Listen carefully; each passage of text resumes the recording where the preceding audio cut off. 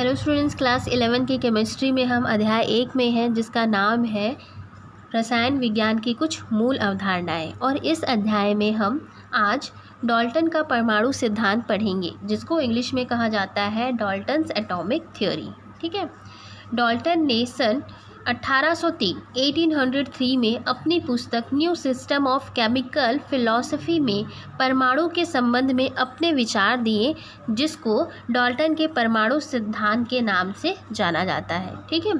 तो डाल्टन के सिद्धांत को हम पॉइंट वाइज पढ़ेंगे। तो देखिए, उनके अनुसार फर्स्ट पॉइंट क्या उन्होंने दिया कि पदार्थ जो है अत्यंत छोटे छोटे कणों से मिलकर बना होता है, इन्हें परमाणु कहते हैं। परमाणु को विभाजित नहीं किया जा सकता। ठीक है। उन्होंने क्या बताया कि जो पदार्थ होते हैं वो छोटे छोटे कण से मिलकर बना होता है, जिसे क्या कहा गया, परमाणु कहा गया। और परमाणु एक ऐसी चीज़ होती है जिसको विभाजित नहीं किया जा सकता। ठीक है। जैसे कि परमाणु को इंग्लिश में क्या बोला जाता है, एटॉम बोला जाता है। ठीक है, एटॉम। जब हम इसका विच्छेद करेंगे तो क्या हो जाएगा, ए प्लस टॉम। ठीक है, जिसका मतलब क्या होता है, ए कैन नॉट कट। ठीक है, इसका मतलब क्या होगा, ए कैन नॉट कट। ठीक है, मतलब जिसको विभाजित या फिर और भी काटा नहीं जा सकता। तो उन्होंने क्या बताया कि ऐसी चीज़ क्या है, परमाणु है। अब देखिए, दूसरा पॉइंट क्या बोला गया है कि एक तत्व के सभी परमाणु आकार एवं गुणों में क्या होते हैं, समान होते हैं। जैसे कि यहाँ पे देखिए, ये है हाइड्रोजन परमाणु और ये है ऑक्सीजन परमाणु। ठीक है। तो हाइड्रोजन परमाणु के देखिए, हाइड्रोजन से बना अगर कोई तत्व है, ठीक है, तो उस तत्व में जितने भी हाइड्रोजन होंगे उसके सभी के आकार क्या होंगे, समान होंगे, और उनके गुण भी क्या होंगे, समान होंगे। जैसे कि ऑक्सीजन से मिलके कोई तत्व बना है, ठीक है, या फिर कोई तत्व है, ऑक्सीजन है, तो उनके सभी परमाणु क्या होंगे, उनके आकार भी समान होंगे और उनके गुण भी समान होंगे। ठीक है। परंतु दूसरे तत्व के परमाणु से अलग होंगे। जैसे कि यहाँ देखिए, ये हाइड्रोजन का है और ये जो है ऑक्सीजन का है। ये एक दूसरे से क्या होंगे, इनके आकार भी अलग होंगे और इनके गुण भी क्या होंगे, अलग होंगे। ठीक है। तो एक तत्व के सभी परमाणु का आकार और गुण क्या होता है, समान होता है, लेकिन दूसरे तत्व के परमाणु से क्या होता है, अलग होते हैं। जैसे कि हाइड्रोजन और ऑक्सीजन, ये दोनों क्या है, अलग अलग है। ठीक है। अब तीसरा देखिए कि परमाणु जो है छोटी छोटी पूर्ण संख्याओं के सरल अनुपात में संयोग करके यौगिक परमाणु बनाते हैं, और इसे वर्तमान में क्या कहा जाता है, अणु के नाम से जाना जाता है। ठीक है। जैसे कि मान लीजिए हाइड्रोजन और हाइड्रोजन, ठीक है, ये भी हाइड्रोजन परमाणु है और ये भी हाइड्रोजन परमाणु है। ठीक है। ये दोनों आपस में मिलके क्या बना लिए, H2। इसको क्या कहेंगे हम, हाइड्रोजन का अणु कहेंगे। ठीक है, हाइड्रोजन का अणु बना लिए। ठीक है। तो उसी को बोला गया है कि परमाणु जो है छोटी छोटी पूर्ण संख्याओं के सरल अनुपात में संयोग करते हैं, करके क्या बनाते हैं, यौगिक परमाणु। ठीक है। यौगिक परमाणु उन्होंने बताया, तो उसको आज की जनरेशन में क्या नाम दिया गया, अणु के नाम से जाना जाता है। ठीक है। तो इसको क्या कह सकते हैं हम, हाइड्रोजन का अणु कह सकते हैं। उसी तरह ऑक्सीजन का देखिए, O + O = क्या हो जाएगा, O2। तो ये क्या हो जाएगा, ऑक्सीजन का अणु है। ठीक है। और ये क्या होंगे, ऑक्सीजन के परमाणु होंगे। ठीक है। अब देखिए, एक पदार्थ के सभी अणु या अणु को ही क्या बोला जाता है, यौगिक परमाणु बोला गया। ठीक है। तो एक पदार्थ के सभी अणु सभी गुणों में क्या होंगे, समान होंगे। ठीक है। जैसे कि यहाँ पे देखिए O2 है, ठीक है, ऑक्सीजन का अणु है, तो इसके जो गुण होंगे वो क्या होंगे, समान होंगे। अगला पॉइंट जो है पांचवा, परमाणु को ना तो नष्ट किया जा सकता है और ना ही बनाया जा सकता है। ठीक है। बहुत इजी सा कॉन्सेप्ट है, जिसके अनुसार क्या बताया गया कि परमाणु को ना तो बनाया जा सकता है और ना ही नष्ट किया जा सकता है। तो इतने 5 पॉइंट है डाल्टन के परमाणु सिद्धांत में। अब देखते हैं डाल्टन के परमाणु सिद्धांत के दोष। ठीक है। तो डाल्टन का परमाणु सिद्धांत रासायनिक संयोग के नियमों को समझाने में सफल रहा। रासायनिक संयोग के नियम कितने हैं, 5 नियम हैं। इसके पहले वाले वीडियोस में हमने उन 5 नियम को पढ़ा। ठीक है, जिसमें द्रव्यमान संरक्षण का नियम है, और दूसरा स्थिर अनुपात का नियम, तीसरा गुणित अनुपात का नियम, चौथा व्युत्क्रम अनुपात का नियम, और 5वां गेलुसाक उसका आयतन संबंधी नियम। ठीक है, तो इन पांचों नियम को हमने पढ़ा।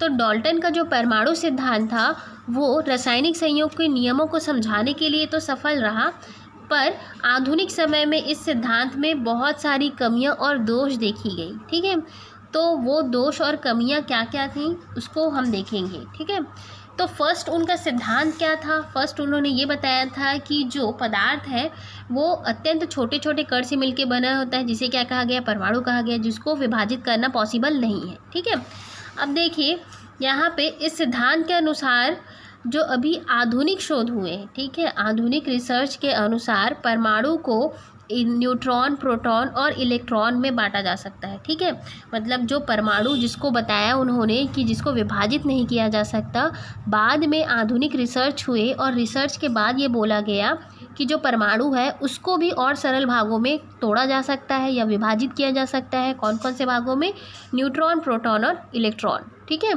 तो जो परमाणु है उसको विभाजित किया जा सकता है। ठीक है, तो ये अब सेकंड देखिए, वर्तमान में ऐसे परमाणु का पता चल चुका है जो कि रासायनिक गुणों में तो समान होते हैं लेकिन भार अलग अलग होता है, जिसे क्या कहते हैं हम, समस्थानिक या फिर आइसोटोप भी कहते हैं।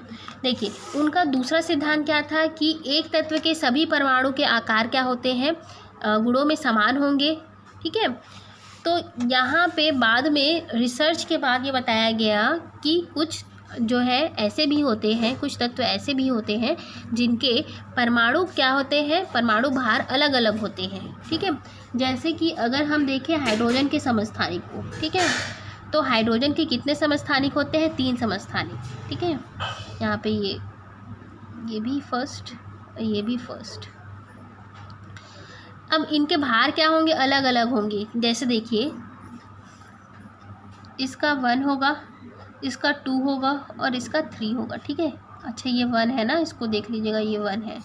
ठीक है, तो ये हाइड्रोजन है जिसके परमाणु क्रमांक देखिए 1 ही है लेकिन इसका जो भार है ये अलग अलग है। ठीक है, और इनके नाम क्या हो जाएंगे, इसको क्या बोला जाता है, प्रोटियम।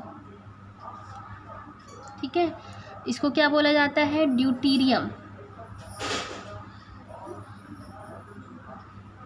और लास्ट वाले को क्या बोला जाएगा, ट्राइटियम।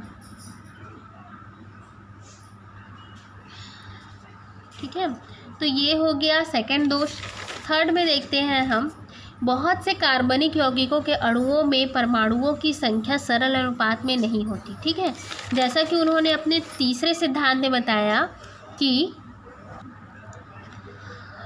जो यौगिक होंगे वो क्या होंगे, एक सरल अनुपात में होंगे। ठीक है, लेकिन बहुत से कार्बनिक यौगिक के अणुओं में परमाणुओं की जो संख्या है वो सरल अनुपात में नहीं पाई गई, जैसे कि स्टार्च इसका एक एग्जाम्पल है। ठीक है, जिसमें जो परमाणु की जो संख्या है वो एक सरल अनुपात में नहीं होती है। अगला जो है, कुछ तत्वों के परमाणु भार समान होते हैं लेकिन उनके गुण अलग अलग होते हैं। ऐसे परमाणु को क्या कहा जाता है, समभारिक। सम मतलब समान और भारिक मतलब भार। ठीक है, तो ऐसे परमाणु होते हैं जिनके भार क्या होते हैं, एक जैसे होते हैं लेकिन उसके गुण क्या होंगे, अलग अलग। जैसे इसका एग्जाम्पल दे देते हैं, देखिए आर्गन, पोटेशियम और कैल्शियम। ठीक है, आर्गन का होता है परमाणु क्रमांक 18, पोटेशियम का होता है 19 और कैल्शियम का होता है 20। ठीक है, इन तीनों के देखिए परमाणु क्रमांक अलग अलग है लेकिन इनका परमाणु भार जो है एक जैसा ही होगा। ठीक है, यहाँ पे देखिए आर्गन का भी 40 होगा, पोटेशियम का भी 40 होगा और कैल्शियम का भी 40 ही होगा। ठीक है, तो बाद में ऐसे तत्वों की भी खोज की गई जिनके परमाणु भार क्या होते हैं, समान होते हैं और उनके गुण क्या होंगे, अलग अलग। जैसे देखिए ये अलग अलग तत्व हैं लेकिन इनके परमाणु भार क्या है, एक जैसे हैं, पर इनके गुण क्या हो जाएंगे, अलग अलग ही होंगे। वर्तमान में परमाणुओं की नाभिकीय अभिक्रिया से नए तत्व बनाए जा सकते हैं। डाल्टन के परमाणु सिद्धांत के अनुसार उन्होंने क्या बताया कि जो परमाणु होते हैं उनको ना तो बनाया जा सकता है और ना ही नष्ट किया जा सकता है। ठीक है, तो वर्तमान की स्थिति में क्या हो गए, नए नए शोध से हम परमाणुओं की नाभिकीय अभिक्रिया से नए तत्व बनाए जा सकते हैं। ठीक है, और लास्ट दोष क्या है कि यह सिद्धांत जो है परमाणुओं की संयोजकता को समझाने में असफल रहा। ठीक है, तो ये 6 पॉइंट्स हैं इनके दोष के बाद। ठीक है, तो आप सिद्धांत को लिख लीजिए और दोष को लिख लीजिए, ठीक है, नोट कर लीजिए वीडियो को पॉज कर करके, और इसको लिख के सब के सब सेंड करेंगे।